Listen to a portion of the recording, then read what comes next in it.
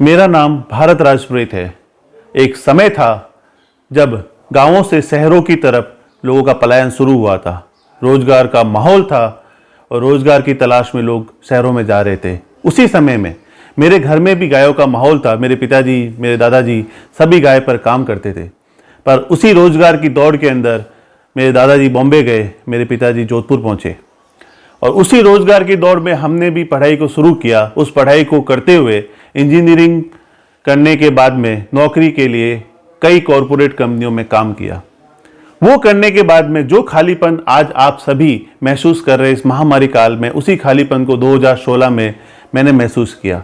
अपने जीवन को प्रकृति के साथ जोड़कर जीना प्रारंभ किया 2016 के अंदर। कैसे एक देशी गाय ने और देशी गौमाता ने मेरा जीवन बदला। 2016 में जब कोई नए काम की तलाश में कॉरपोरेट नौकरी को छोड़ा तो पहले एक साल तक एक अजीब सा माहौल था, क्योंकि पढ़ा लिखा आदमी अगर गाय भैंस के गोबर के अंदर काम करने के लिए जाता है तो उसे एक अजीब सी हीन दृष्टि से देखा जाता है।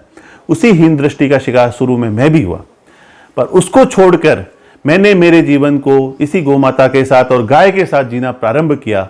क्योंकि दोस्तों, और उसी समय जब इस काम को करने का विचार प्रारंभ किया था तो मेरा एक नियम था कि कुछ करने वालों से सीखो। तो जगह जगह घूमकर इस क्षेत्र के ऊपर काम करने वाले लोगों से मिलना प्रारंभ किया।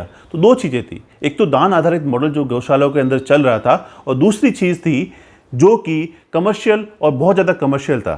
तो दोस्तों, उस समय जो माहौल था, उस समय गिर गाय के ऊपर लोगों का बहुत ज़्यादा ध्यान था और दूसरी सारी स्थानीय नस्लों को लोगों ने इग्नोर किया हुआ था। तो उसी समय सोचकर हमने अपनी थारपारकर नस्ल, जो देशी गाय की नस्ल जैसलमेर बाड़मेर क्षेत्र की थी और सबसे कठिन भौगोलिक परिस्थितियों में सर्वाइव करने वाली नस्ल थी, उस नस्ल के ऊपर हमने जोधपुर में काम करना प्रारंभ किया।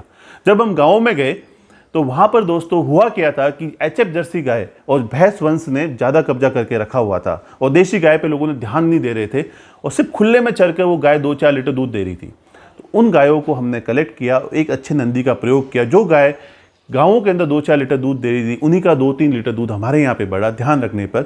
और आज अगली जनरेशन में ऐसी ऐसी गाय भी है, देशी गाय, जो 20 से 22 लीटर दिन का दूध भी दे रही है। उनके नंदी तैयार कर कर पूरे भारतवर्ष में उनको भेज कर हमारा एक ही लक्ष्य है कि देशी गाय की उन्नत से उन्नत नस्ल और ज़्यादा बढ़े। दोस्तों, हमने जो कार्य किए, इस गाय ने कैसे मेरा जीवन बदला है।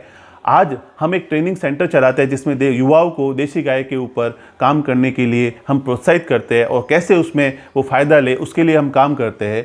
और दूसरा दोस्तों, मैंने जैसे बड़े संस्थाओं ने एज ए इंक्यूबेटर मुझे बुलाया, आज बेस्ट डेयरी फार्मर का अवार्ड मिला है। तो ऐसी सारी चीज़ें इस गाय के कार्य करते हुए ही मुझे मिली है। हमने फर्टिलाइजर के ऊपर रिसर्च कर कर अच्छा खाद तैयार किया है, अच्छे पेस्टिसाइड तैयार कर रहे हैं।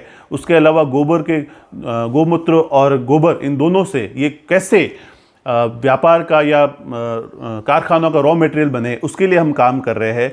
और देशी गाय कैसे लोकल इकोनॉमी बिल्डर बने और कैसे गाय जैसे अर्थव्यवस्था का आधार बने, उसी पे हम काम कर रहे हैं। और पूरा का पूरा गांव गो आधारित मॉडल पे कैसे चले, उस पे भी हम काम कर रहे हैं। कैसे गाय के गोबर से खाद बने, उससे बिजली बने और पूरे गांव की बिजली मिले, उसके अलावा गांव का रोजगार भी बने।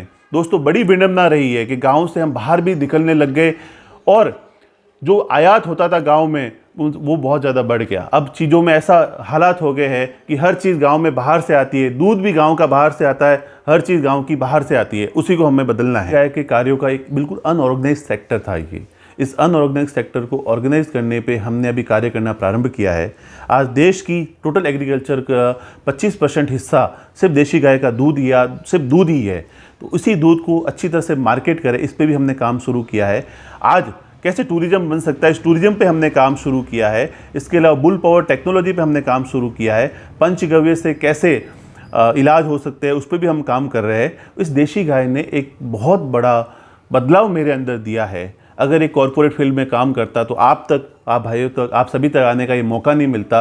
आज जो रिश्ते बने हैं और बाकी सारी चीज़ें मिली है, मुझे इस देशी गाय का काम करते हुए ही मिली है। कैसे देशी गाय के फार्म एक्सपोर्ट ओरिएंटेड यूनिट बने और कैसे गुरुकुल पद्धति फिर से आए और कैसे ऐसी महामारियों से लड़ने की क्षमता युवाओं के अंदर इम्यूनिटी के रूप में फिर से बढ़े। इस देशी गाय के साथ ही जीवन को जीने से आज फिर से शहरों से गाँवों की तरफ पलायन का एक माहौल बना हुआ है। दोस्तों, हम जो काम कर रहे हैं, गांव का पानी गांव में कैसे रहे, गांव में कैसी देशी गाय के दूध में वृद्धि हो और कैसे अच्छे नंदी तैयार हो, इन सभी पे हमारा कार्य चल रहा है और आप वास्तव में आने वाले समय में बहुत बड़ा बदलाव देशी गाय के रूप में हर घर के अंदर देखेंगे।